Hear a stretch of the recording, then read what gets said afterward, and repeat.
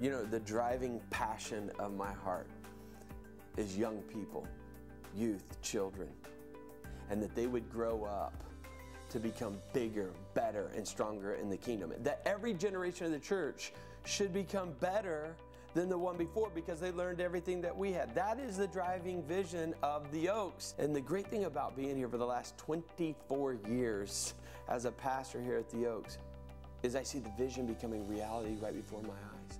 People have grown up in this church who are now leading and who are now having kids of their own, training them up to even take this place to a whole other level. We've been going to the Oaks our entire life. Well, we had a clown back then. Bubbles the clown. And they had puppets and music, and it was in the old gymnasium.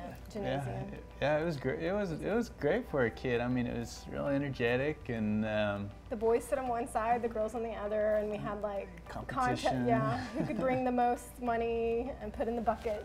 Yeah, I remember the buckets. Well, back when we were in Sunday school, they used to do the felt boards, and they would take, basically it's just a piece of plywood with some felt on it, and then they'd take the Bible stories, and it would stick to the felt boards, and people would take them off if they died, or laid them over if they died, and so that's kind of. And then they got back up if they were raised, Lazarus. Yeah, you'd lay down and get back up. I remember working on the old youth room, the old solar room. Sharing Our Lord's Radiance was the name of our youth group. And so in solar, we painted like the whole youth room, and it kind of looked like a downtown Dallas alley. Well, if you think Scott's wild and crazy now, you should see youth pastor Scott. Yeah. He still rapped. You know? He used to rap and a lime to a lemon and a lemon to a lime. It was that bad. I don't know if it was that bad. Okay, sorry, Scott. I mean, I remember that. Yeah, he was out there. But all of my friends loved it. You know, Mark and Scott both, you know, discipled us growing up. I mean, you know, Mark would come over to our house every Thursday and teach us. Courtney and I would have a Bible study, and you know, those two guys, I mean, changed my life for sure.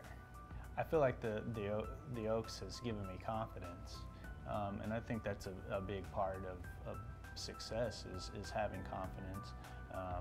You know, just to know that you belong somewhere, and that you have an avenue to, you know, to serve and to strengthen your spiritual muscle. You know, I think in that way it has helped me in my career. Well, I'm an accountant. I'm the CFO at J. Houston Homes. It's a Christian-based company. You know, our whole mission is to reach the lost and to give to the kingdom. And now I am an artist. I taught high school for 5 years at Red Oak High School, and now I teach on the university level. Right now I'm the artist in residence at the Fairmont Hotel in Dallas. I get the opportunity to live there for 3 months and have a studio where I work and create work on site that I will put in a show at the end of the residency. It's been a really nice time. I enjoy it. I'm currently serving on the board. I've been on the board of directors. I'm the church treasurer. I love it. I mean, it's great. It's you know, I feel like I'm gifted in business and have a business mind, and so to be able to use it for the church, you know, to benefit our church, I love doing it.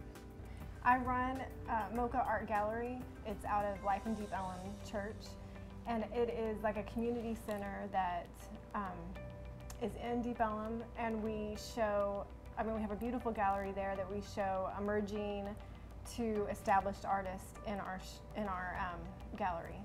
And it's just a great opportunity to give back to the community and give these artists a chance to have a show in our beautiful gallery. And so I've been working there, I volunteer there, so I run it. And so I ran it for 5 years.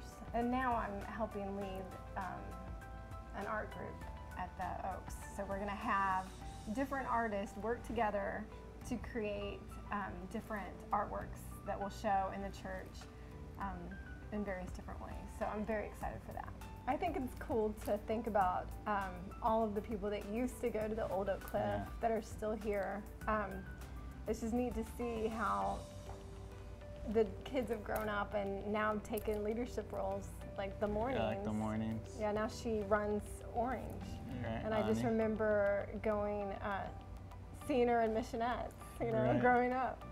You know, I think that the church hasn't changed in that sense. I mean, I think the number one thing for our church is still reaching lost people and teaching people about Christ, you know, and that's something that hasn't changed in all the years that we've been there. The church has always given back to the community. Like, I remember we would go out and paint buildings. I mean, we'd paint houses. I'm excited now that I'm a father. You know, I plan to instill the values that my parents instilled in me into Ainsley, you know, and teach her Christ at a young age. Our church has a lot of great programs, you know, with Orange and then 7 youth ministries. Yeah, those programs helped me growing up, and so, you know, I plan on in Ainsley, you know, going to those programs as she grows up.